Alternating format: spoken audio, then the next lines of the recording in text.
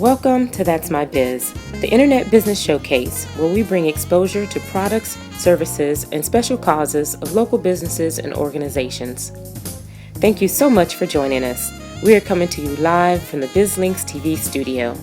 Brought to you by Southeast Computers, repairs, upgrades, custom builds, and restorations. SoutheastComputersATL.com.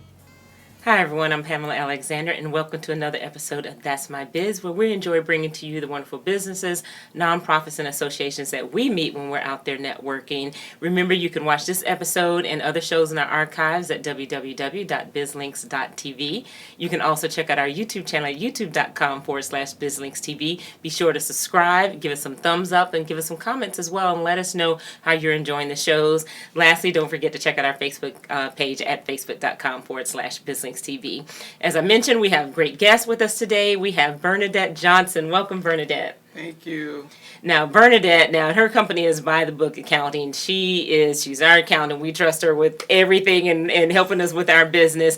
But she's just not just an accountant. She is a published author. She is a certified fraud examiner, just specialty when it comes to taxes as well. Just all around business person that you want to know so that you can learn about just the ins and outs and protecting your business. So Bernadette, I'm going to dive right in because I know the first thing, we'll just start on the tax side and then we'll kind of move on along. Okay. So now let's tell everyone what got you into doing taxes for businesses.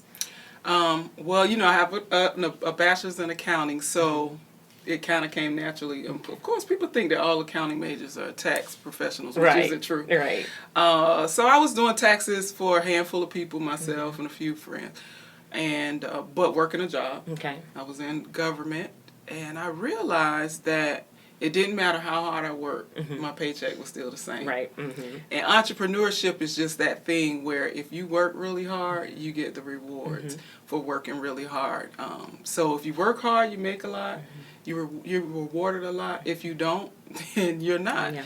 And I'm not that person that didn't work hard. So I just wanted to have something where I could be rewarded for my hard work. And since 2001, I haven't looked back. Yeah, and I think what makes it special too is because you come from being a small business. You came from corporate experience to being and growing a small business. So, when they come to you, they're not just talking to someone that's, gone to school and, handling the taxes and everything based on just going to school. But you also come with that personal business experience, kind of the ins and outs and challenges. And what I love about Bernadette is just you're so great with helping the businesses, truly think about what they're doing, helping them really create the right foundation, because we work with QuickBooks. I know you do a lot of training around QuickBooks as well, and just really helping the businesses get past all the fear of dealing with the books and helping them understand it. So taxes, and then now you're a certified fraud examiner. Tell us what that's all about. Yeah, because most people are like, what?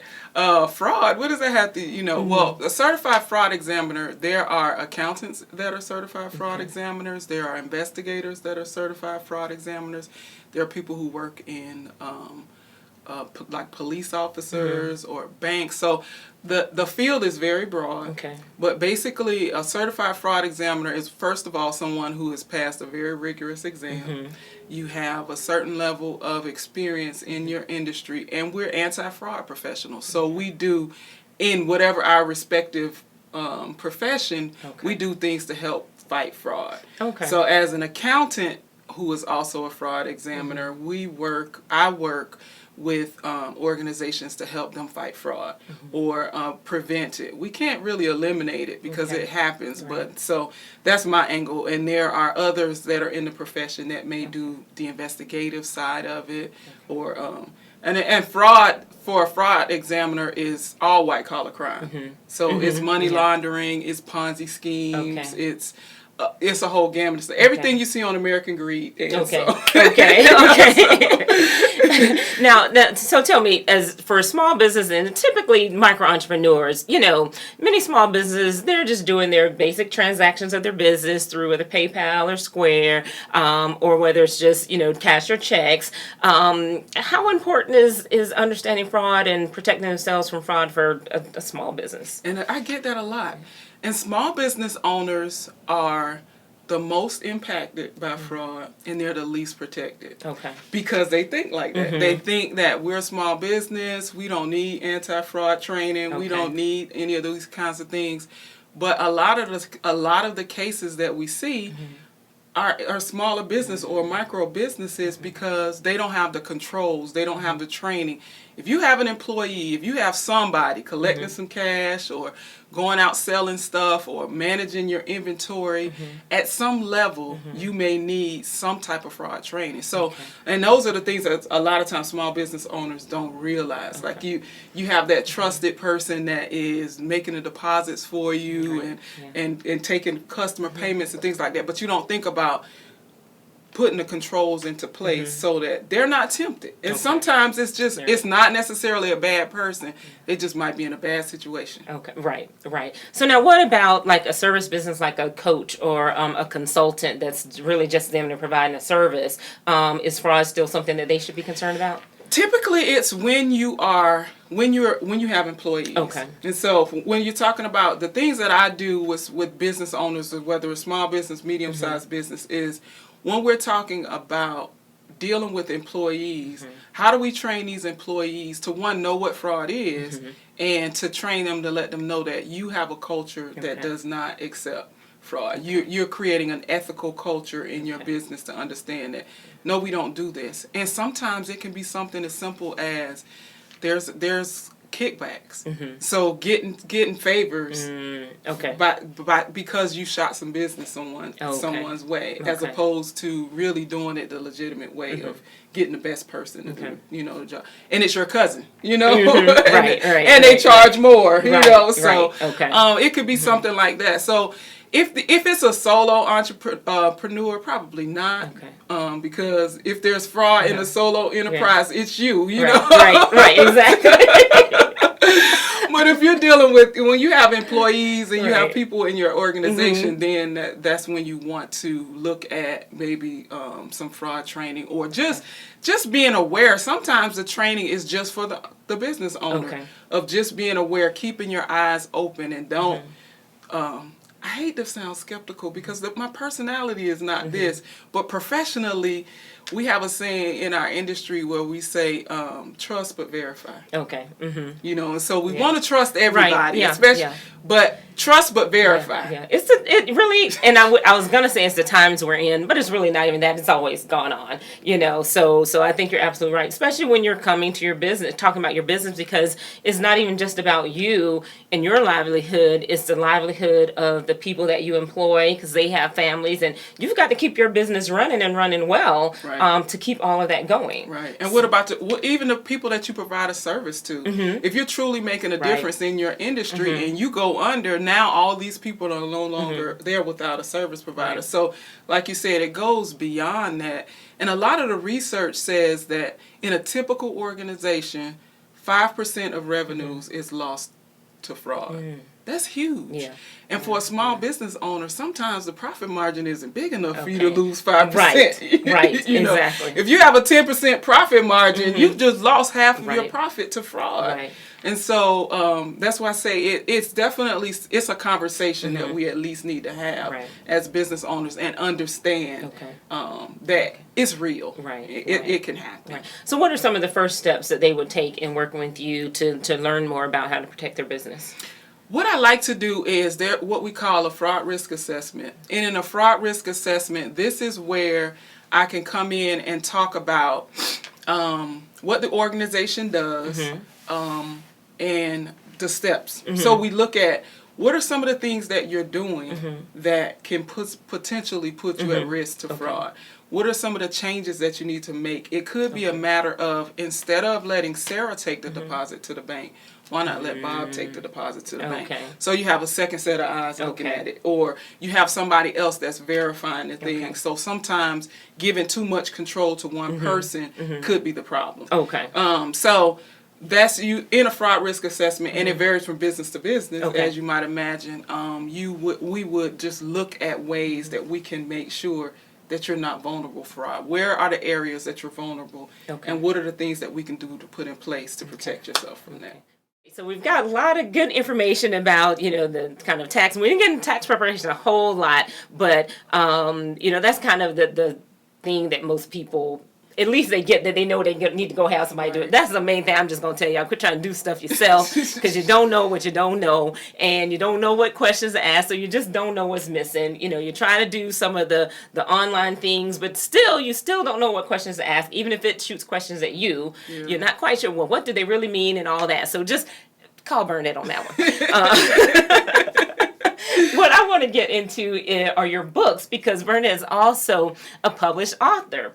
So now, let's talk about your first book, and then we're going to get into the newest one, the latest one. Okay, so the first book I wrote just from my own experience, like you said, as being a business owner. And I think one of the advantages that I have as a business owner is I have been able to learn from my own experiences and mistakes, as well as the mistakes and experiences of my clients. And so I started seeing people making some of the same mistakes over and over again. So I thought, well, why not put together a book, a manual, a guide, so to speak, to help a small business owner who wants to get started and do it the right way. And so that's basically what the book is about. It's a guide to teaching businesses how to do it the right way.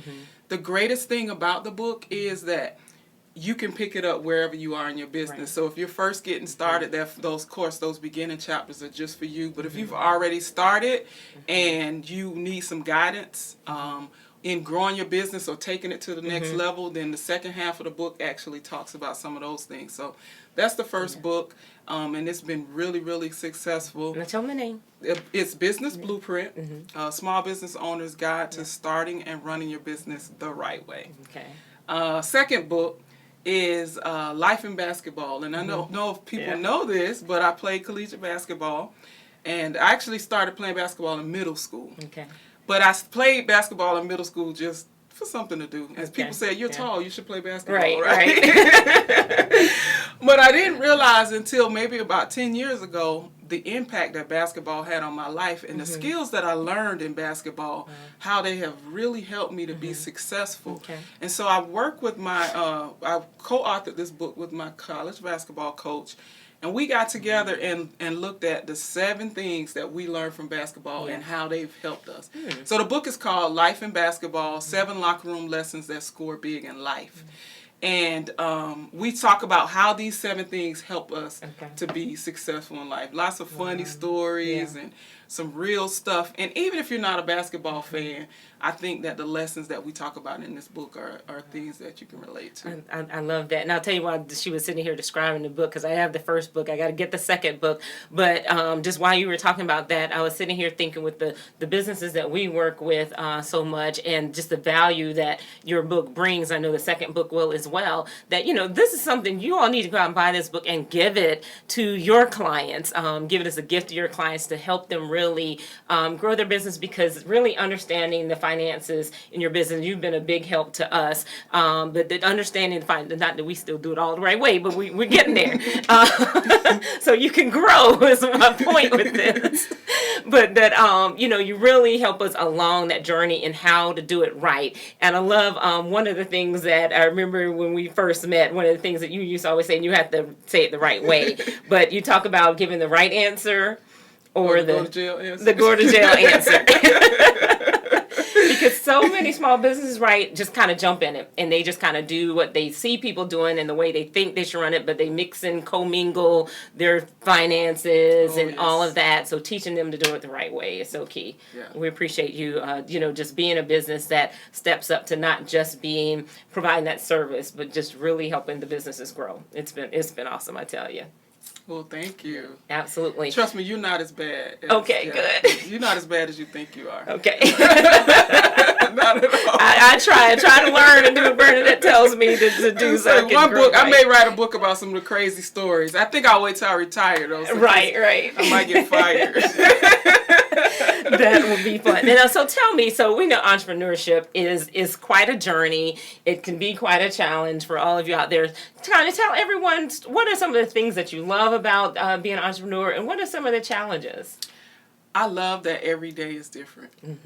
No day is the same. No client is the same. No work is the same. And even if I have 2 clients in the same industry, it's never the same. So I love that. I love being in control. I'm the oldest of 4, so I'm used to being in charge. But it's not about bossing people around, really. I love the fact that I have control over when I work, when I don't work, how much I make, and and I like that control. I like the fact that I haven't given that control to anybody else. So those are the things that I really like about entrepreneurship. Probably the thing I don't like is no sick days. Okay. Yeah. No sick days. And so, when we get sick and we can't work, we don't make money. And I know you can relate to this just as much as I can. But what it has, the silver lining in that is that it's taught me the importance of getting sleep, eating right, exercising, taking care of myself so I don't need sick days. Right. And if I do have to take off a sick day, it's also taught me to be fiscally responsible so that I can set something aside so that when I need a sick day, I can still pay for what I have to pay for. And so entrepreneurship is my life. I absolutely love it, the ups and downs and the ins and outs, and I wouldn't change a thing. I am right there with you. I often say that we're unemployable now. Yes. Yes. Oh yes. So we love it, even with all the challenges. It's still, but it's your challenges, right. Which just makes that great. And I'll tell you, with the businesses and the things that you've seen, like you said, you've seen a lot of businesses come and go, come and grow as well. What would you share with the business out there? What are some tips, some immediate tips that you just think of that can help the businesses with taking their business to the next level? Keep good records. That's the biggest thing that a lot of the business owners that I work with, even individuals, when we talk about the tax preparation, they don't keep good records. And how do I know this? Because they say, I spent $200 on internet last year. And I think not $198.17, but you spent $200 exactly. So when I see those exact round numbers, I'm thinking, wow, how does that happen? Because my Comcast bill is $103.72. I don't know how you spend exactly $200. And so there's no good record keeping, and that's the foundation of really starting to behave as a business owner. And so that is the first step in growing up in being in business is keeping good records, and whether that is a spreadsheet, God forbid, or if you grow up and you get QuickBooks, or you have, you even use a bookkeeper or something to that effect. But you want to keep good records, not just for tax time, but you can't grow your business if you don't know your numbers. Right. Yes. If you don't know where your income is coming from, you don't know what you're spending money on, you're not going to be able to grow your business. Wow. And one of the things that I do with clients, I have some consulting clients that I work with, and I serve as their financial accountability partner. And we have a budget, and we meet. And we look at the budget, and it is so much fun for me because they have to explain to me why they didn't make budget, whatever it is. And so if it's the income line item that they didn't make budget on, or if they overspent, but it causes them to really look at their financials and be more diligent about keeping records and doing things the right way to grow their business. Love that. I love that. I think that's something that we all need. You certainly helped us with, getting our QuickBooks underway and getting things going there. And again, it was about that, getting it set up the right way. You make the investment to get things started the right way. If you haven't, you can stop right now. Contact Bernadette so that you can get it fixed, and get going and truly grow. It's okay whatever has happened in the past, whatever you've done in the past. It's all about what you're doing going forward, and improving where you're going with your business. With that, Bernadette, tell everyone how they can get in touch with you. Best way, we know everybody's on the web, so bythebookaccounting.com. Is my website. All of my social media links are on there, so I'm on Facebook, I'm on Twitter, I'm on LinkedIn. Bernadette Speaks is also my speaking website, so you can go to either site to purchase copies of the book. The book is also on Amazon, so yeah, just connect with me again.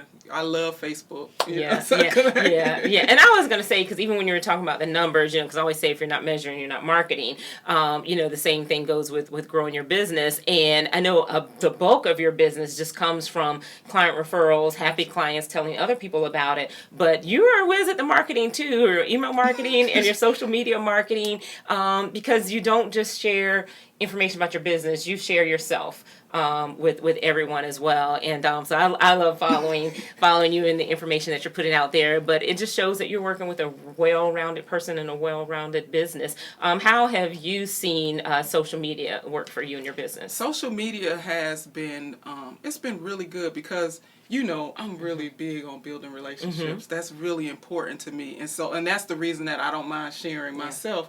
Because I want people to know that I'm a real person. Like, I get upset, I get mad, I get road rage, I have all of these normal personalities, feelings that everyone else has. And so with social media, I've been able to make connections with people. And once I make the connection has nothing to do with taxes. Right. But then they say, you know what, I want her to do my taxes. Right. And so I can't tell you, I have the numbers, right? Right, yeah. I just didn't bring them. Right, you got them. But I have the numbers. But I've really connected with people on social media, and as a result, just because of the connection on social media, then they've inboxed me and said, hey, can you do my taxes? So those things definitely make a difference. And I see other professionals on social media constantly promoting, buy, but you don't ever get to know them. Right. And those people's posts, people don't follow that kind of stuff. And social media, people want to connect to a real person and not necessarily somebody that's pushing a service or a product. So. I love that. I'm going to take this clip and play it in my classes because that's exactly what it's all about building those relationships. And, and you become a client and you get this fantastic annual customer appreciation. I missed it this year. I hate it. But you get this fantastic opportunity to meet other clients. So, again, start networking with businesses, but again, on that personal level and building those relationships. So, she has really got it down. You all make sure that you follow her on the social media. Like you said, go to buythebookaccounting.com, get some more information, and be sure to go and get the books as well. You will not regret it. And then grab some for your family and friends and other business owners that you meet out there too. So, Bernadette, we thank you so much for joining us today. Thank you for having me. Absolutely. It's been a wealth of information. Thank you. This is just so, I always have fun when we get together. So this has been just as fun. Absolutely. Thank you so much. And I look forward to you all going back, watching the episode. Take some notes because there's some good nuggets that you're going to get out of that. And we look forward to sharing some more nuggets with you because it's, again, a wealth of information. So make sure that you check out Bernadette. Also, be sure to check out this episode again as well as our others at our archives at www.bizlinks.tv. Go to our YouTube channel, subscribe, give us some thumbs up. Also, give us some comments out there. And don't forget our Facebook channel at BizLinks TV as well. Everyone, thank you so much for joining us. I'm Pamela Alexander, your host, and with BizLinks TV Network, remember, we're exposing your business to the world. 10 years to learn the business. 10 years to make a name. 1 year on your own. It takes time to build a small business, but only 60 days to transform it with email marketing from Constant Contact. Sign up with Constant Contact and get 60 days of free email marketing to generate referrals, connect with clients, and build the business you've always wanted. Constant Contact. Start your 60-day free trial today. Thank you for joining us. Today's show can be viewed on demand on our website at www.bizlinks.tv. If you are interested in having your products, services, or special cause showcased on our program, submit an inquiry to that'smybiz@bizlinks.tv. In addition, information on advertising and hosting your own show can be found on our website at bizlinks.tv.